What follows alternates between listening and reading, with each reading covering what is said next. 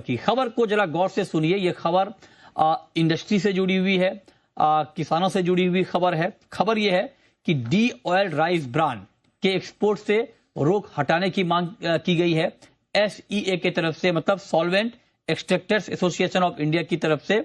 और सी की दलील है कि एक्सपोर्ट बैन से जो प्रोसेसर्स हैं, जो एक्सपोर्टर्स हैं और जो धान के किसान हैं, उनको नुकसान हो रहा है।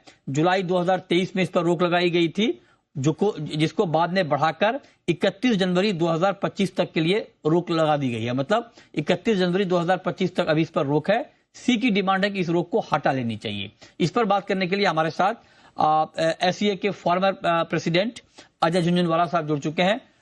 झुंझुनवाला जी, बहुत बहुत स्वागत है सर आपका। आप तो सी को हेड कर चुके हैं, इंडस्ट्री की तमाम बारीकियों का बखूबी समझते हैं। आप बताइए सर कि डी ऑयल राइस ब्रांड के एक्सपोर्ट पर रोक क्यों हटनी चाहिए? नमस्कार मृत्युंजय जी, मेरा सबमिशन ये है कि एक्चुअली जो ऑयल सीड है, हम जो एडिबल ऑयल खाते हैं, उसका एक इम्पॉर्टेंट पार्ट होता है ऑयल मील। किसी भी एक इन जनरल जितना भी ऑयल सीड होता है उसका 25% ही ऑयल होता है, बाकी ऑयल मील होता है, जो कि एनिमल फीड के लिए या सोया वगैरह में ह्यूमन कंजम्पशन के लिए भी यूज किया जाता है। तो पोर्शन ऑयल मील का बहुत बड़ा होता है ऑयल के कंपैरिजन में।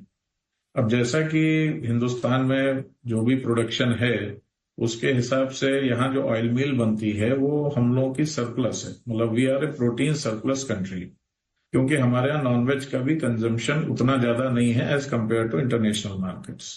तो इस ऑयल मील का जो ग्लट बन रहा है उसके लिए हमारी एसोसिएशन गवर्नमेंट को रिक्वेस्ट कर रही है कि साहब जो पहले एक्सपोर्ट हो रहा था 2 साल पहले राइस ब्रान का, उसको खोल दिया जाए। अब जो सोया मील है, रेपसीड मील है, राइस ब्रान मील है, 3 प्रमुख मील है हमारे यहाँ, जो कि एनिमल, पोल्ट्री, फिश इसमें जाती है फॉर्मुलेशन में, फीड फॉर्मुलेशन में। और ये जो है इसका करीब 25% ही एक्सपोर्ट होता था। राइस ब्रान तो बहुत कम होता है, करीब 8 से 10% ऑफ इट्स प्रोडक्शन होता है। अदर मील्स भी 25% के अराउंड ही एक्सपोर्ट हो पाती हैं।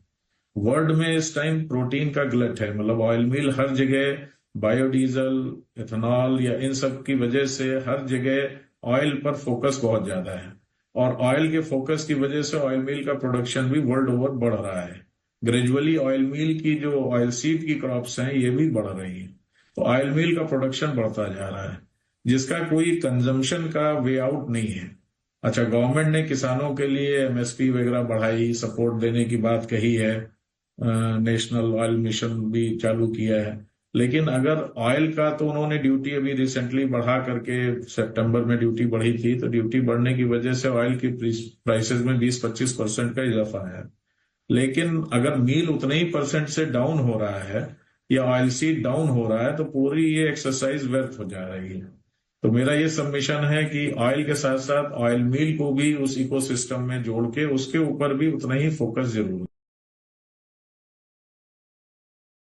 एक सवाल झुंझुनवाला जी आपसे मेरा ये होगा कि जब ये बैन लगाया गया था जुलाई 2023 में, उस वक्त मकसद ये था कि कहीं दूध की कीमतें ना बढ़ जाए, क्योंकि हायर कैटल फीड की कॉस्टिंग की वजह से ये भी एक मकसद था जिसकी वजह से इसके ऊपर बैन लगाया गया था।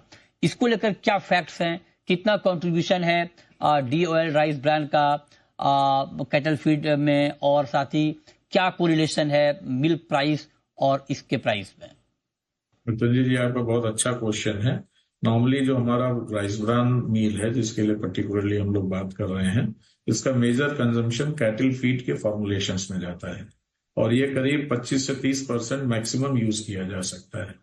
जब ये बैन लगा था उस टाइम टेम्परेरली राइस ब्रान मील के प्राइसेस हायर साइड थे, लगभग 16 से 18 रुपए के बीच में एक्सप्लांट प्राइसेस थे।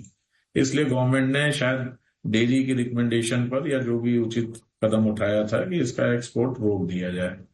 लेकिन ग्रेजुअली, मतलब जैसे मैं एक सिंपल फॉर्मूले में अगर बताऊं तो कैटल फीड में 25 से 30% यूज होता है राइस ब्रान मील, और जो कैटल फीड का यूसेज है वो मिल के रेशियो में 1/3 है।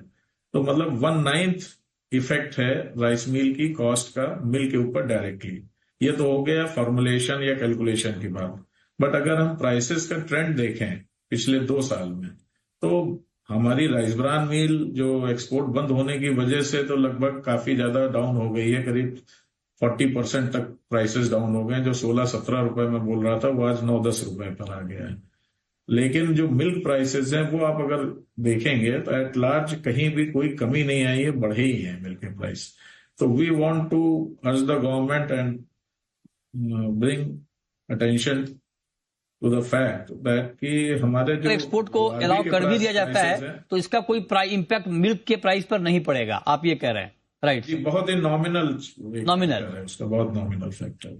ओके, ठीक है, बहुत शुक्रिया झुंझुनवाला जी आपका हमारे साथ जुड़ने के लिए और इस खबर पर, इस डिमांड पर डिटेल में बात करने के लिए।